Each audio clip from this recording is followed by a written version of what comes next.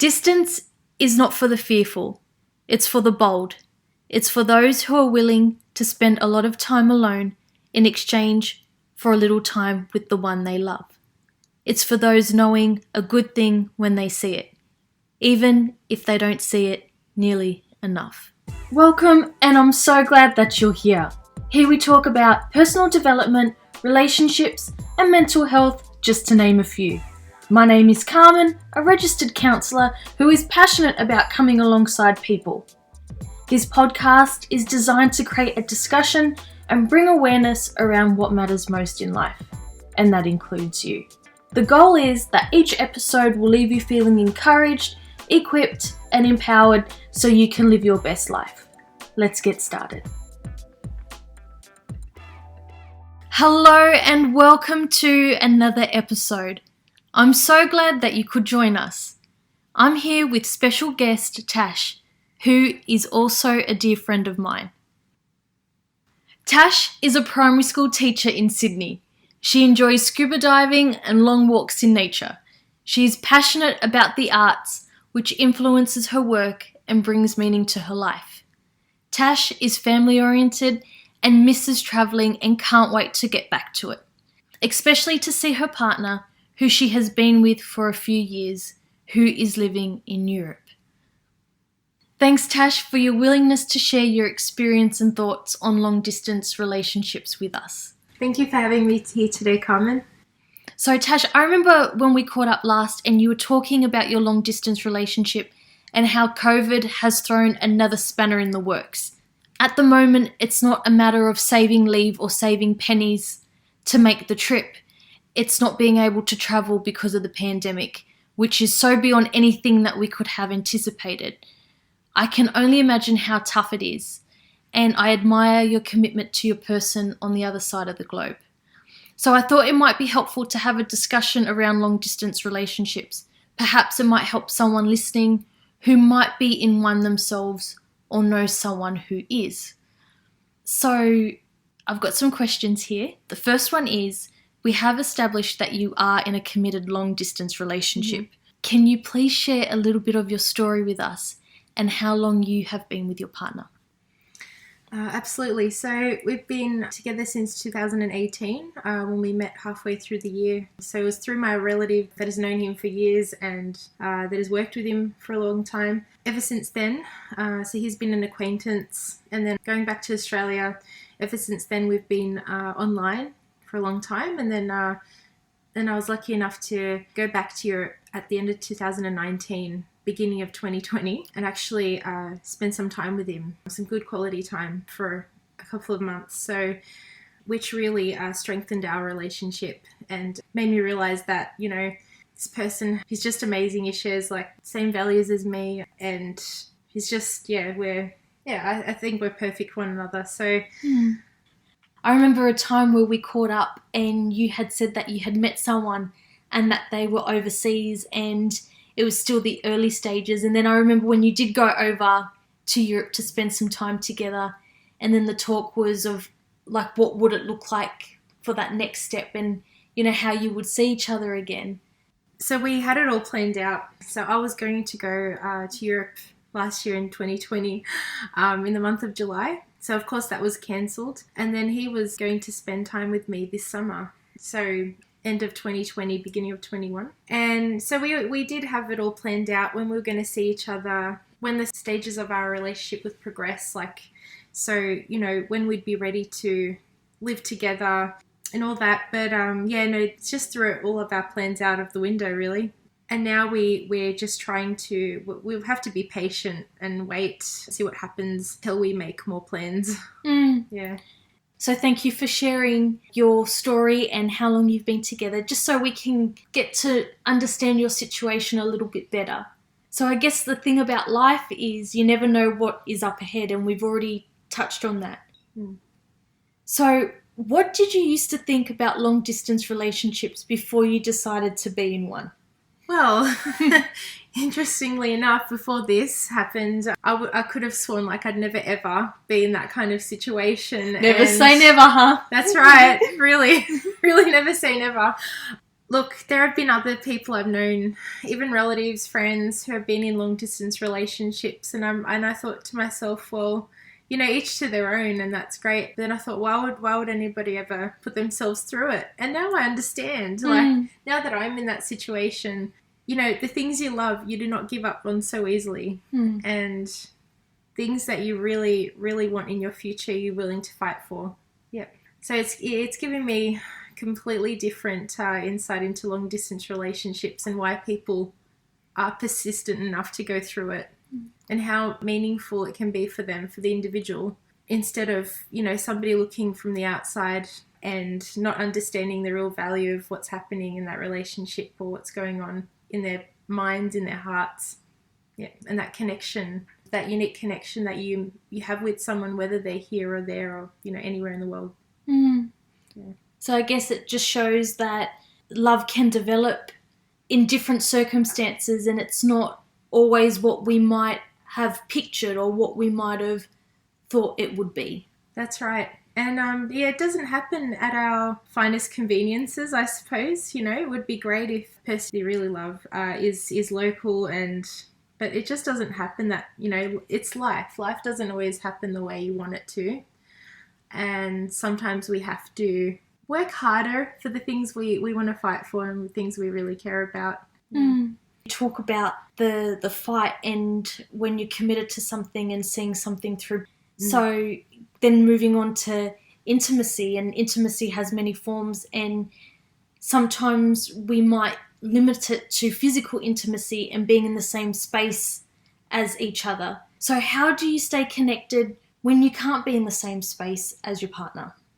Yeah, well, you have to make do, really. You don't have that luxury of time as well. Him living in another time zone, that's also into consideration of how much time you have to talk to them, whether it be in the morning, at night. We've had to make a little routine for ourselves. So he's actually 10 hours behind in his time zone. So when I'm waking up and getting ready for work, he's actually going to sleep. And then the other way around, it could be like at the end of the work day around 5, and then he'd be just waking up and getting ready for work himself. So what we do is, it's not just about the long chats that we have on the weekend, which we really look forward to, but it's those during the week chats which really help with the intimacy. Like, so seeing his smile, hearing each other's voices, like reading the expression in each other's faces. Even while I just get ready for work, he'd be on the phone, and that would really help. It would really set me up for the day, and it is reassuring to have that regular contact with each other. And interestingly enough, during the lockdown, we had more of that because I was home a lot more, and now that I'm back at work, midst of all, you know, the swing of things, we still have to find the time, whether it be 2 minutes, whether it be 5 minutes, even half an hour. We just got to find that and just slot it in when we can, you know. Even when he wakes up and my work day's finished, I'll be at home cooking dinner. I'll just have the phone on talking to him while I'm cooking, and, you know, things like that. You've just got to make do with what you have, really. Just make the best out of it. Yeah, the best that you can. Yeah. And what a foundation to build a relationship on. And I'm hearing that you've had to find creative ways to remain connected and have that intimate space, and it might be in those facial expressions or seeing each other smile and hearing each other's voice. So that in itself, I wonder if that's something that we can all take in our relationships, is how can we be creative and make the most of each situation.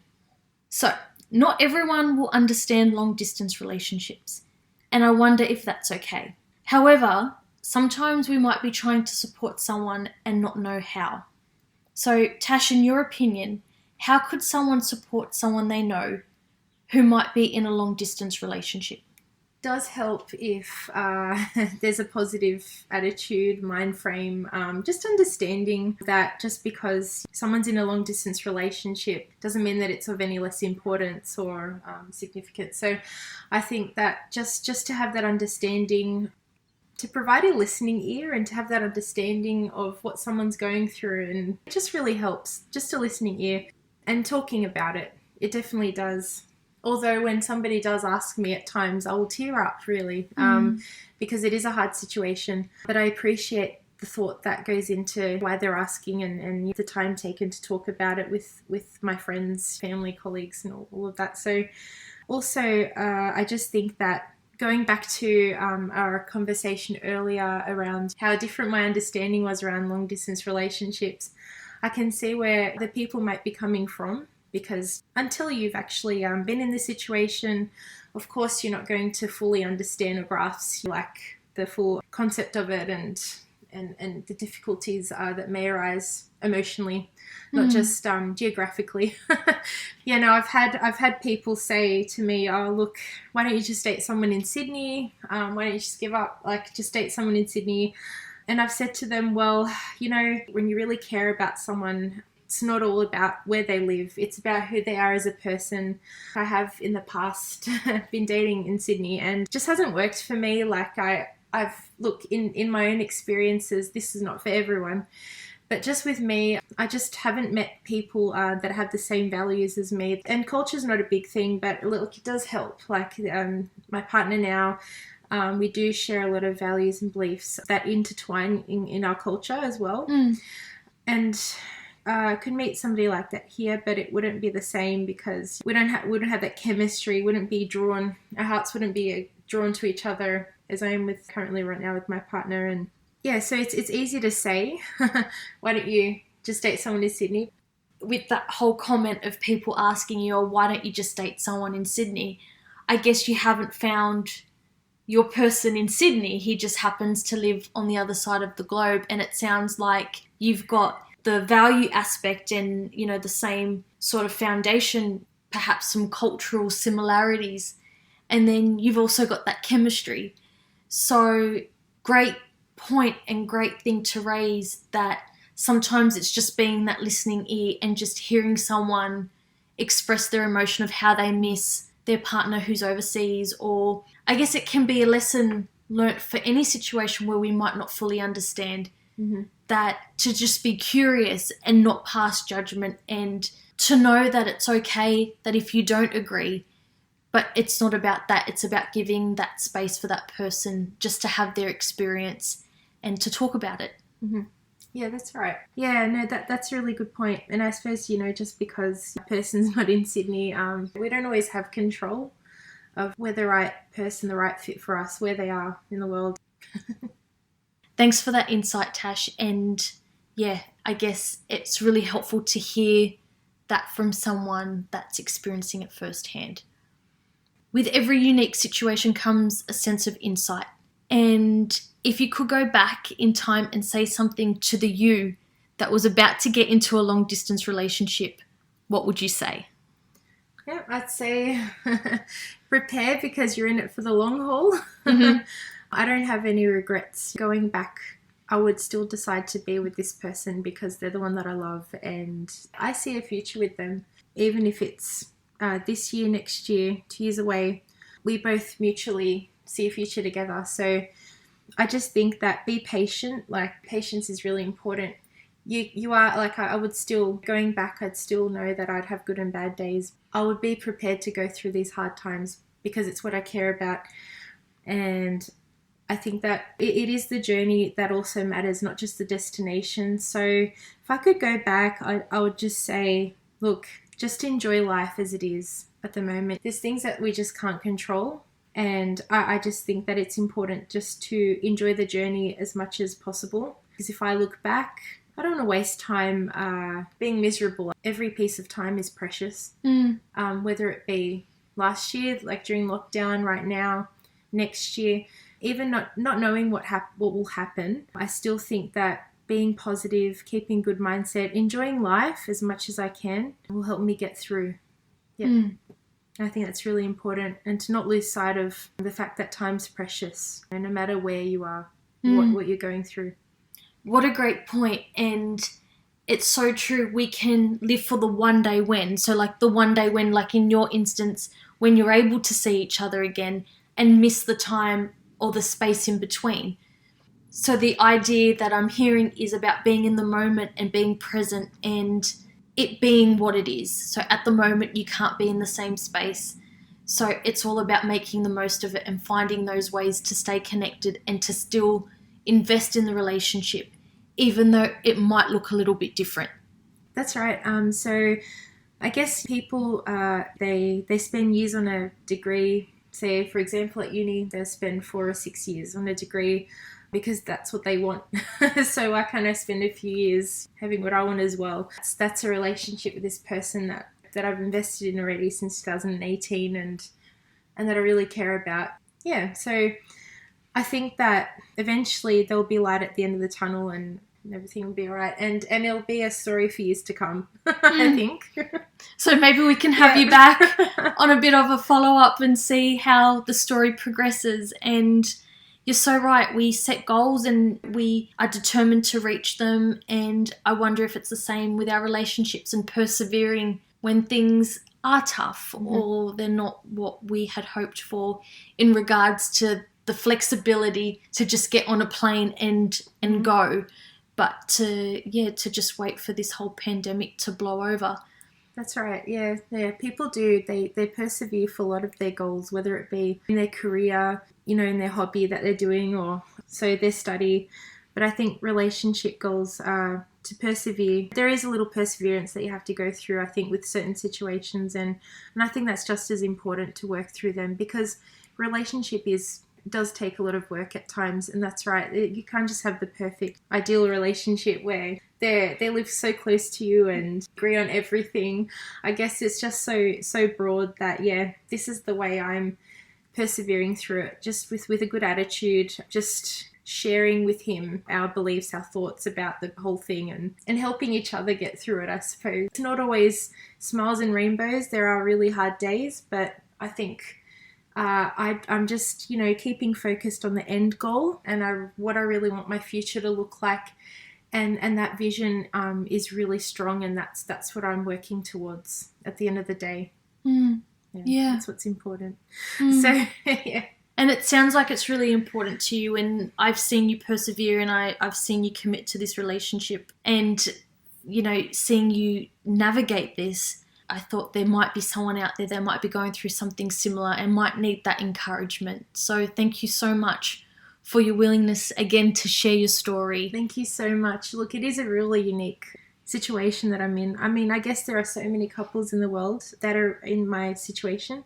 Yeah, so I think sharing my experience with this will help someone else who's going through the same thing. I guess it's not just long distance. COVID's, another spanner in the works and sort of which makes it all unique all over again, even more so than long distance. So I hope it really helps someone who's going through the same thing. Yeah. Thank you so much for having me. Oh, thank you. Thanks, Tash. And thank you for joining us and being a part of the conversation. So Tash and I would like to wish you a great week ahead. And in the meantime, take care. So that's it for today's episode.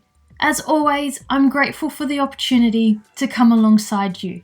If you know someone who might benefit from hearing this episode, why not share it with them? And don't forget to subscribe to the podcast so you don't miss an episode. For more content or to learn about the services I provide, head over to carmendebono.com.au and I look forward to coming alongside you again next Wednesday.